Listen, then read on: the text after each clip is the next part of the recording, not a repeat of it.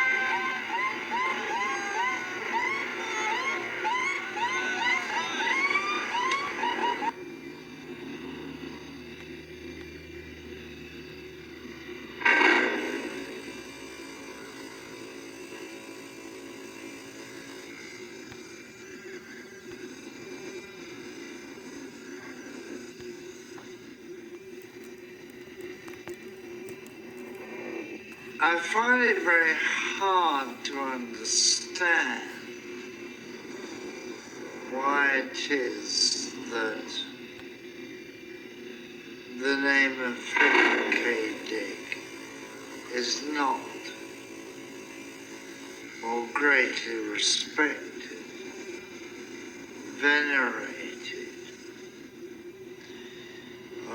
why he's not put on a par with such dystopianists as, Aldous Huxley, let's say, possibly even Jonathan Swift, Pirandello, certainly. He built up his reputation in countries that weren't so optimistic as the United States was in the 50s and 60s, let's say, pre-Vietnam, let's say, when to be optimistic was to be patriotic, was to be good for business, etc. He was up against the greats of the time, people like Isaac Asimov, Robert A. Heinlein, who of course were by and large optimistic. They saw a great future for technology, this above all. Dick didn't see any future about that. His idea of technology was little mechanical things scuttling in the gutter. And it's interesting that now, when both Heinlein and Dick have been dead for a decade, Isaac Asimov is dead. It's Heinlein and Asimov who seem like dinosaurs, and Philip K. Dick, who seems immensely contemporary.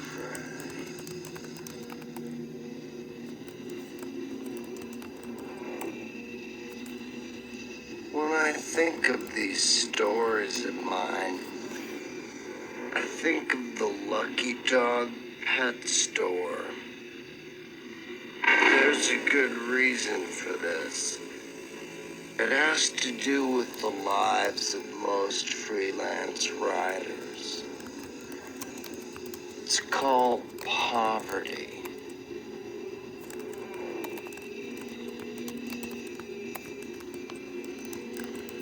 I've been reading science fiction all my life, and it's kind of weird how I just started working here without even knowing about this. When Philip K. Dick was first starting out, when he was poor, he would come here occasionally and buy horse meat because he couldn't afford regular food. And he would come in here and buy his horse meat, take it home and fix it. And that's why he called himself Horse Liver Fat in his book Dallas. About 3 or 4 times a month, a customer would just come in and tell me the whole story, so I kind of had it memorized. I read it in a few articles in various magazines. It's kind of like folklore around these parts.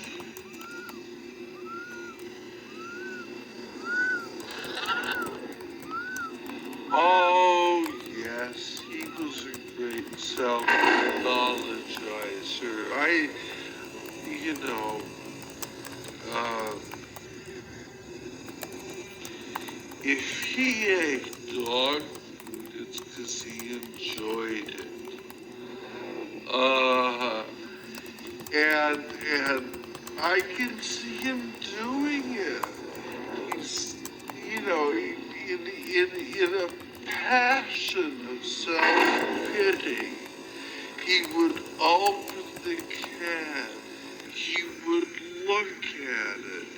He would dip the spoon in, and then he'd think, oh, poor Phil Dick. To think that this great writer is reduced to eating dog food, and then, only then, would he taste it.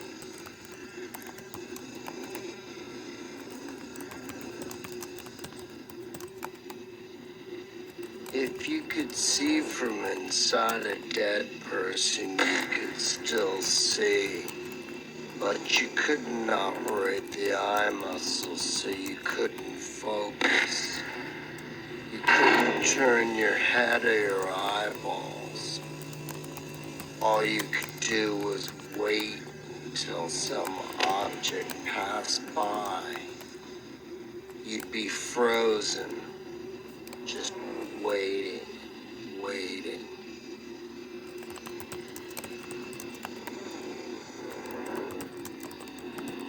The riddle-like quality of a dictionary is, I think, very attractive.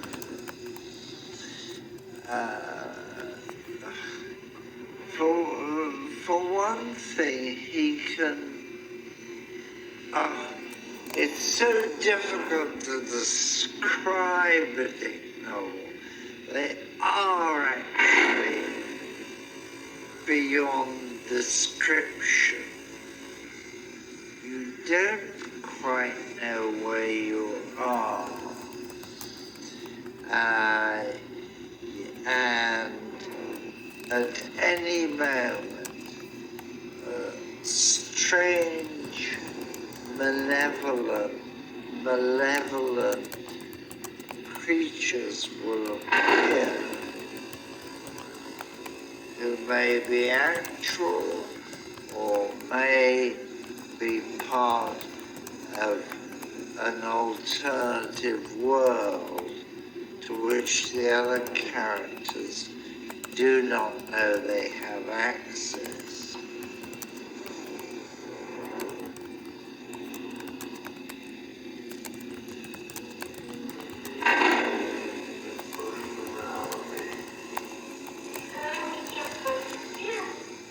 As he glided by the small, out-of-the-way cemetery in his airborne prowl car, Officer Tinbane heard unfortunate and familiar sounds.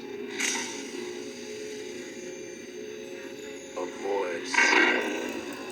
The voice said, muffled and faint, "I want to get out. Can anybody hear me?"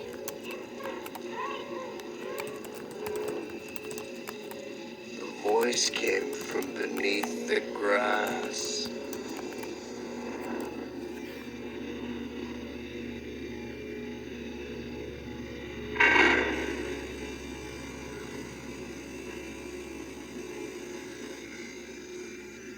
His baby sister, literally baby sister, Jane, died at the age of 6 weeks. It's rife in his books. It's always there in the stronger novels, this sense of loss of his other half.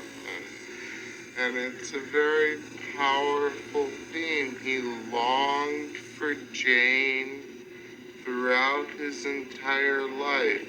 It wasn't unique to Philip K. Dick, but it is perhaps unique in literature that theme was explored so deeply and darkly and with such passion and sense of loss.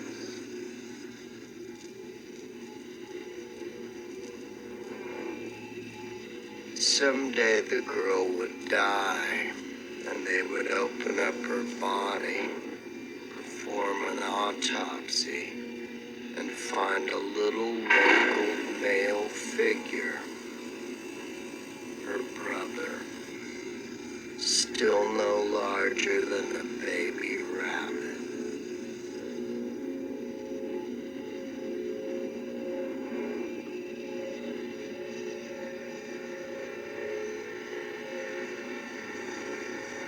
His mother, not only by temperament, but by the child-raising manuals of the time, had imbibed the doctrine that it was bad to hold or cuddle your child too often.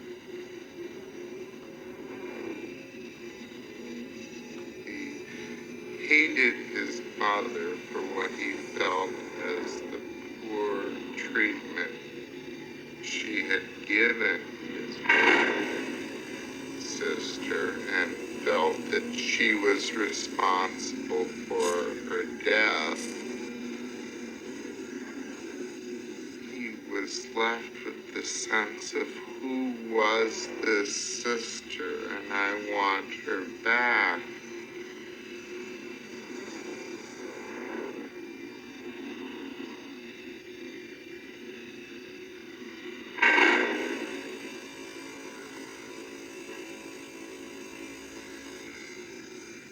Describe in single words only the good things that come into your mind about your mother.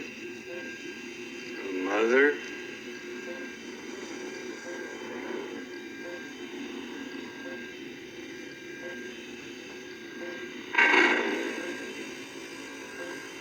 It's a test designed to provoke an emotional response.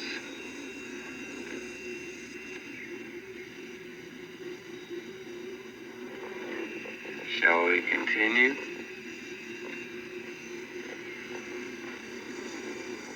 Describe in single words only the good things that come into your mind about your mother.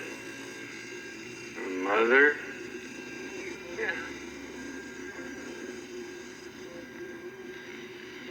Let me tell you about my mother.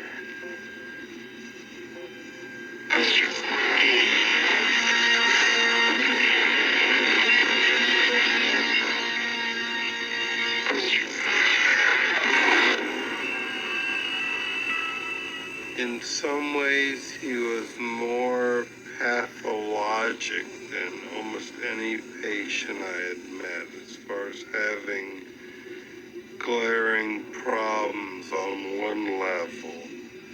On another reality, he just didn't fit at all. When Phil and I commenced, I guess, round 2 of our therapeutic relationship, late 81, we both felt the need to look at foundations, do some foundational work.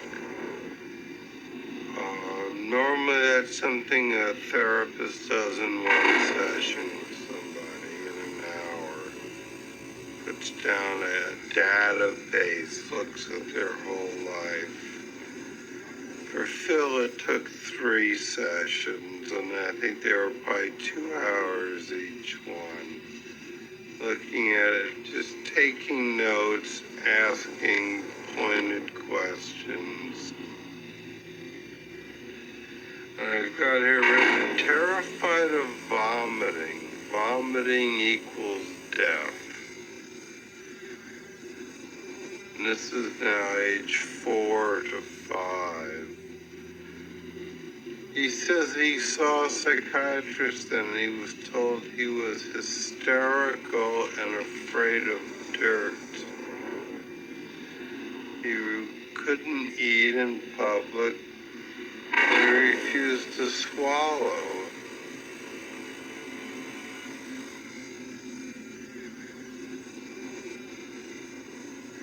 He said the next few years of his life, ages 8, 9 into 10, were pretty much okay.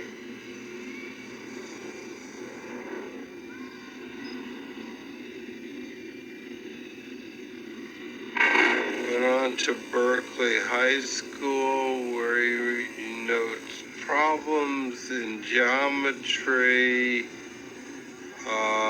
and worried that he was having sweats, palpitations, and shortness of breath. Almost sounding like panic attacks, perhaps.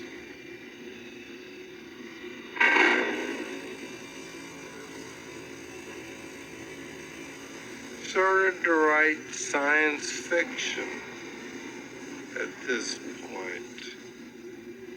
He said it was to disassociate. Those are his words. Which would mean to escape.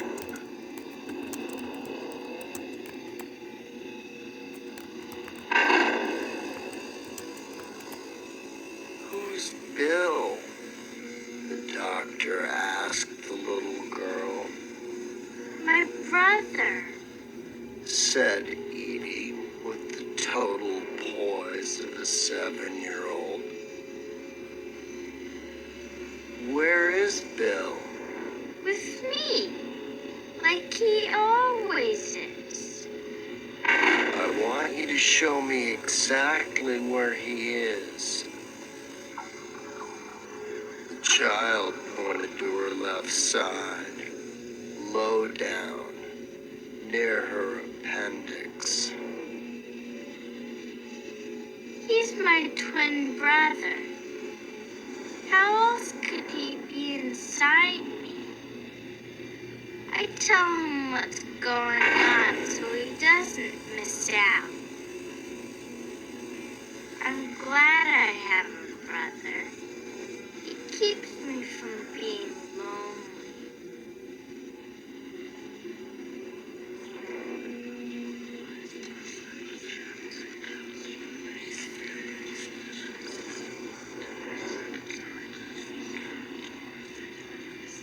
He has this notion of the afterlife in many of his novels.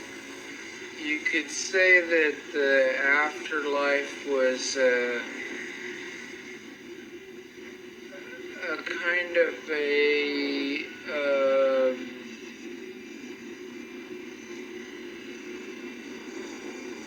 deep freeze, as if you'd been refrigerated and essentially had been stuck in a shelf in a mortuary, couldn't move, and yet you still had some slow-moving thoughts, and communicating with the rest of the world basically by telephone.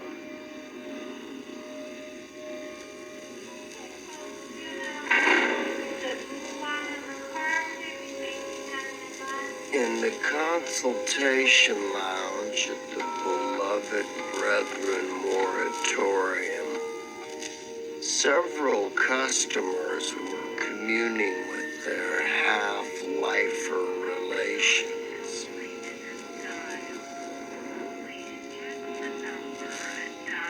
Damn this here phone arrangement. Glenn Runsiter grumbled as he fitted the plastic disc against the side of his head. In the earphone, words, slow and uncertain, formed. Fragments of the mysterious dream his wife now lived. This is an unnatural place, he thought, halfway between the world and death.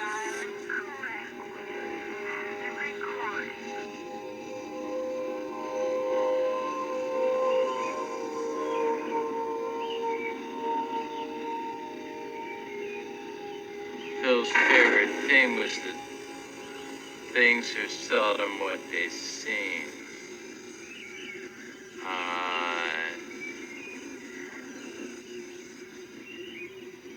I think that the line, just like a Phil Dick novel, refers to a kind of feeling about the untrustworthiness of contemporary reality, that you could poke your finger through it in some way, and then you'd find out what was really going on behind it, except it would turn out to be another fake behind it, and you have to poke your way through that, and so forth. I remember Bill saying, I want to break through what is only apparently real and get at what is really real. And that was his heroic idea of himself.